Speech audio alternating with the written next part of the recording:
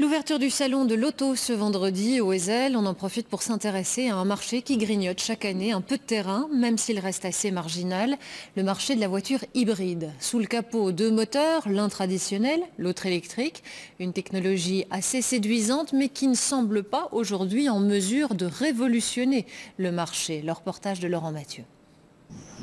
À première vue, rien d'anormal. Mais une fois à l'intérieur, ce qui frappe, c'est le calme.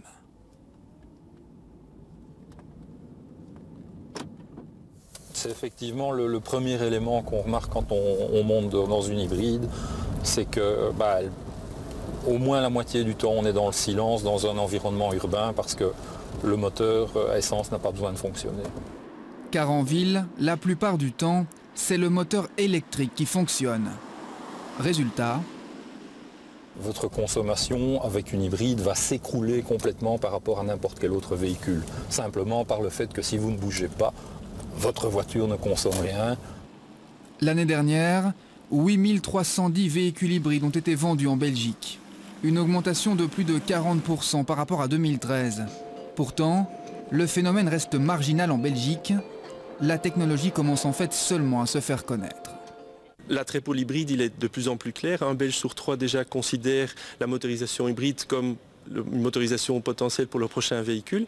Et en même temps, il y a encore des grandes méconnaissances par rapport à l'hybride, des questions par rapport à la technologie. En exemple, beaucoup de gens croient que la batterie doit être rechargée à la maison, ce qui n'est pas le cas. Les voitures se rechargent d'elles-mêmes.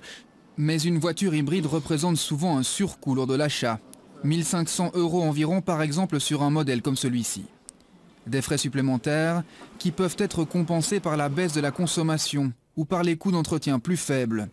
Mais pour ce spécialiste de l'automobile, les autorités devraient rendre ces modèles fiscalement plus attrayants pour permettre de compenser le surcoût à l'achat. Il faut savoir que si on regarde au final une voiture, la même voiture, mêmes options, même gamme, et avec des motorisations qui ont des performances plus ou moins identiques, on se rend compte qu'effectivement la consommation de l'hybride et du diesel sont sensiblement les mêmes, consommation moyenne sont sensiblement les mêmes, et on a un hybride qui coûte souvent légèrement plus cher qu'un diesel, et du coup l'intérêt économique n'est pas forcément là.